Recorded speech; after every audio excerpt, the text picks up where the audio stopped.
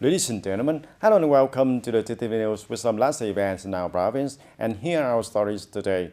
Ladies and gentlemen, on the morning of October the 7th, the Prime Minister Phạm Minh Chính chaired a regular government meeting for September 2024 online with 63 localities. Also attending the meeting, there were police bureau members, the party central committee secretaries, party central committee members, deputy prime ministers, leaders of ministries, branches, and central associates and secretaries, and the chairman of the People's Committees of provinces and cities nationwide, and leaders of a number of state-owned enterprises. The meeting focused on discussing the direction and administration work, the socio-economic situation in the third quarter and 9 months, and the key tasks and solutions in October, the fourth quarter of 2024, and the coming time to strive to complete the set goals and tasks. Speaking at the meeting, the Prime Minister Phạm Minh Chính pointed out the advantages, difficulties, and challenges in the wind in the coming time. The government and the Prime Minister request ministry branches and localities to closely monitor the international and domestic situation to have appropriate policy responses and timely, flexible, and effective solutions. Continue to synchronously and resolutely implement tasks and solutions with a spirit of high determination, full effort, resolute action, striving to comprehensively and successfully implement the goals and the tasks of 2024, creating momentum for 2025. The Prime Minister emphasized the need of strong decentralization and delegation of power according to the requirements of the 10th Central Conference, with a viewpoint of locality decides, locality acts, and locality takes responsibility. And there is no reason why we do not decentralize and delegate power, and there is no reason why we do not abolish the request grant mechanisms. And there may be problems and conflicts in the implementing process, so we will continue to resolve them. And on the morning of October the 7th, the Steering Committee for the Implementation of Grassroots Democracy Regulations and Mass Mobilization Work in the province held a summary of activities in the third quarter of 2024. In the third quarter, the Party Committee, the government, and the parliament and social-political organizations in the province have stepped up the dissemination of the law on implementing grassroots democracy and other relevant legal documents on implementing grassroots democracy, thereby raising awareness and responsibility for voluntarily participating in implementing grassroots democracy for candidates, party members, civil servants, public employees, union members, association members, and people of on works of life. Implement public announcement of construction works and projects related to the people. Regularly assess the level of people's satisfaction with the activities of agencies, units, and officials and civil servants. Directly handling administrative procedures related to people and businesses in the area, thereby contributing to promoting administrative reform, especially administrative reform, improving and enhancing the property index in the province.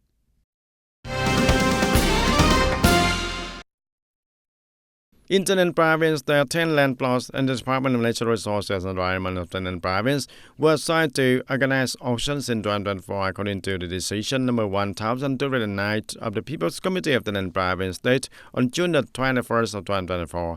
However, after many auctions, no investors participated. 10 land plots with a total land area of over 86,500 square meters were put up for auction.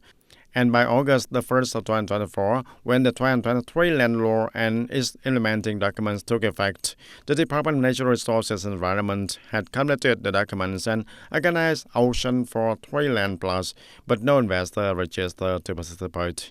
And to speed up the implementation progress and create favorable conditions to attract investors, the Department of Natural Resources and Environment has developed a plan to organize land auctions according to the 2024 land law and guiding documents for implementation and submitted to the Provincial People's Committee for approval. After reviewing the land plots that are eligible to conduct land use rights auctions according to the provisions of Clause 2, Article number 125 of the 2024 land law, the Provincial Land Fund Development Center will carry out the work of organizing land use rights auctions according to regulations. In recent years, the agricultural sector has advised the province to assume many contents on developing high-tech agriculture associated with the value chains.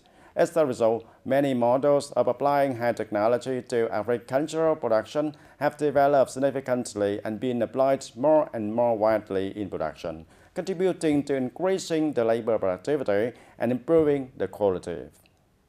As a result, many models of applying high technology to agricultural production have developed significantly, been applied more and more widely in production, contributing to increasing the labor productivity and improving the quality also.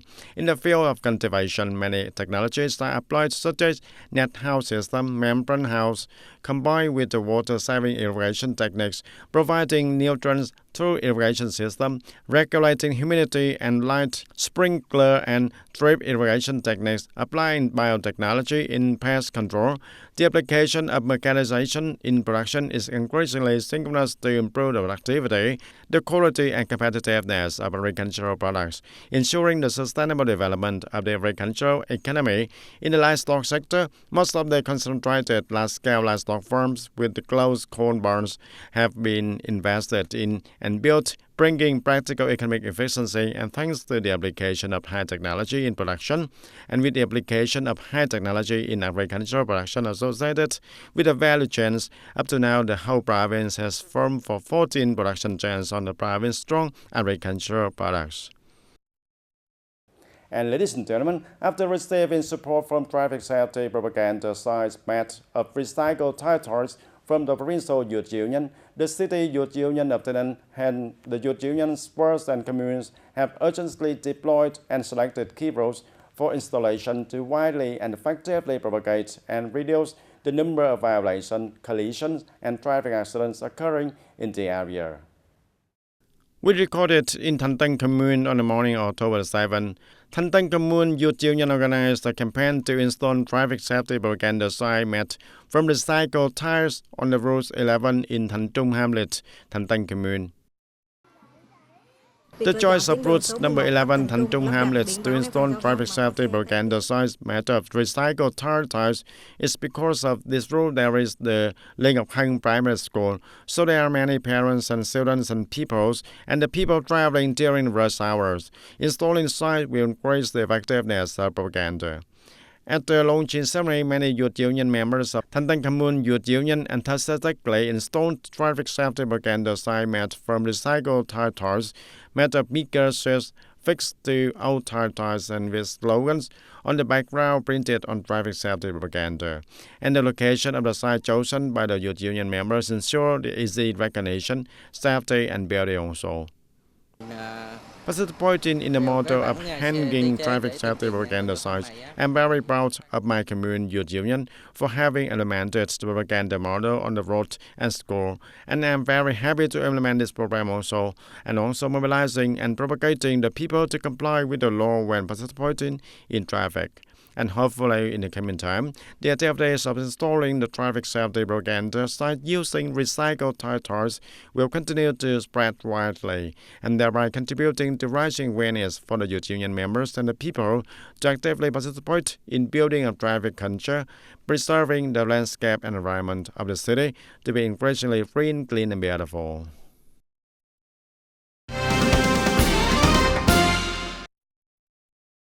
On the afternoon of October 7, the Department of Justice of Taynan Province organized a training section on the development and assessment of legal access standards in 2024.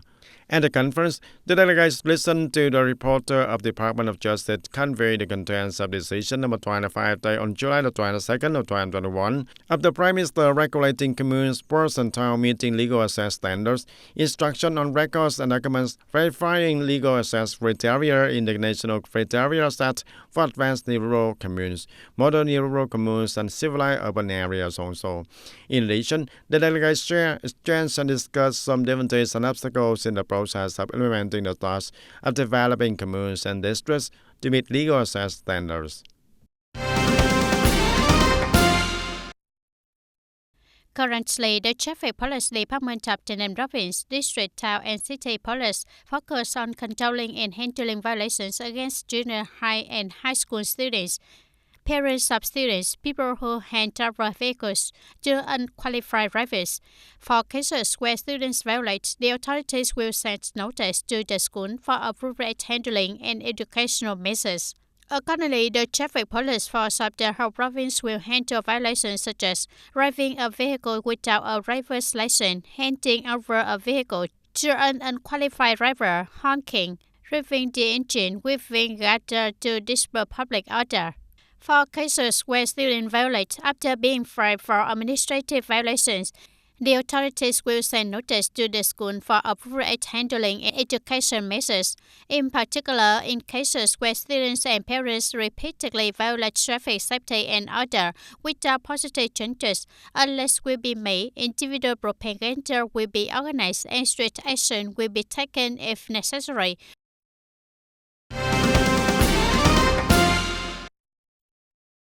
And on October 7, in response to Lifelong Learning Week, the City Center for Culture, Sports and Broadcasting coordinated with Lê Tám Primary School in World 1 to organize a mobile book display and service with format copies of books, comics, children's stories, history books, popular science books, and life skill books for the school pupils. On this occasion, the delegation, more than 500 pupils, listened to stories about alcohol and thereby fueling his simple lifestyle to learn and follow. The school also launched a movement to donate books to the library with aims of expanding the rich source of books, meeting the learning needs of the students and the pupils, and creating a better learning environment, helping young people easily access new and useful knowledge. And a series of famous brands return premise in the center of Ho Chi Minh City. Besides the reason announced by the brands is to arrange and stabilize business operation. According to experts, a main reason is that the rental price of premises in the central area of Ho Chi Minh City is increasingly expensive. Starbucks Reserve Hang Thuong District 1 and the first and only high-end coffee shop of Starbucks in Ho Chi Minh City opened in 2017, closed at the end of August of 2024. McDonald's Bến Thanh District 1, the first store of McDonald's fast food chain in Vietnam, also closed from September 19 of 2024 after 10 years of operation. Starbucks and McDonald's stores are the both familiar destination for many people in Ho Chi Minh City and tourists with beautiful locations and spaces, so the news of their closure make many people regretful. I used to go here to eat with friends and have so much fun. Now that it's closed, I feel sorry when I pass by. A series of famous brands have returned premises in the center of Ho Chi Minh City, from Highland Coffee, MAI, Ren Pin Seafood, Vuvuzela Beer Club, etc. to Starbucks and McDonald's, and many stores are in prime location, Golden Land, so they were very busy and crowded before. In the years of recovery after the COVID-19 pandemic, the economy still has many difficulties, but the rental price of the premises in Ho Chi Minh City has continuously increased. The Starbucks Hang Thuong premises are rental price for $21,000 per month, about 520 million Vietnam dong per month. Meanwhile, the MAI brand at Phu Dong intersection has a rental price of 700 million Vietnam dong per month. I think it will be adjusted at a moderate price, not too much because the prime location, such as street corners or two street frontage locations, are always source and create high-value exploitation. And currently, the rental price of premises in the center of Ho Chi Minh City is 5 times higher than the average of other areas of Ho Chi Minh City. And according to experts, this too expensive rental price has created a wave of chain brands moving away from the center. In addition, the decrease in purchasing power also makes these premises less attractive when the rental price accounts for a large proportion of the operating cost structure of the enterprises. Large corporations or business owners own not just one but chains of stores, so moving or changing location on a street in a city is not necessarily a move, but rather cost optimization for the business. The rental price of premises in central locations of Ho Chi Minh City has been considered too expensive in recent years. For example, as announced by some international real estate consulting units, Dong Khai Street of District 1 is ranked for 13 in the top of the most expensive retail sales, in the top of the most expensive retail streets on the planet.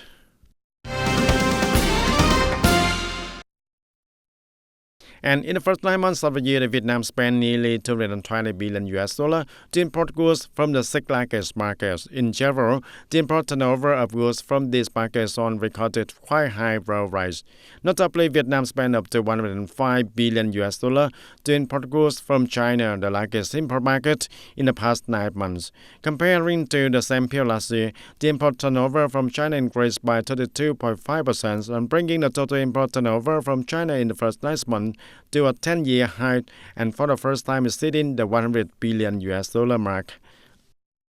And ladies and gentlemen, the storm number 3 or Yagi has damaged nearly 120,000 hectares of forest in Quảng Ninh province, causing thousands of forest-growing households to fall into poverty and continue to owe bank loans. Building mechanisms and policies to restore forestry production is one of the urgent issues that Quảng Ninh province is concerned about. Mr. Đặng Trần Linh's family in Dong Lâm Camille, Hạ Long City has nearly 400 of acacia forest land, most of which has not yet reached the exploitation period. Storm number 3 has severely damaged his family's forest. Most of the forest area is broken and crushed. The acacia trees are still young and cannot be sold. Up to now, the devastation is still there, and Mr. Linh's family has not finished cleaning up the fallen trees.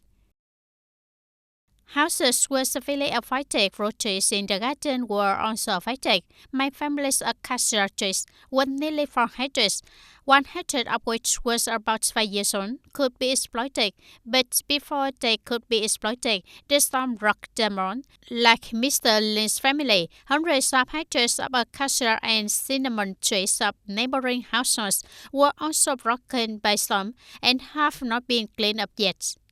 The family also lost 10 hectares of acacia trees, including 7 hectares of 4 to 5 years old trees, 3 hectares of 3 to 5 year old trees. The average loss up to now is about 500 million.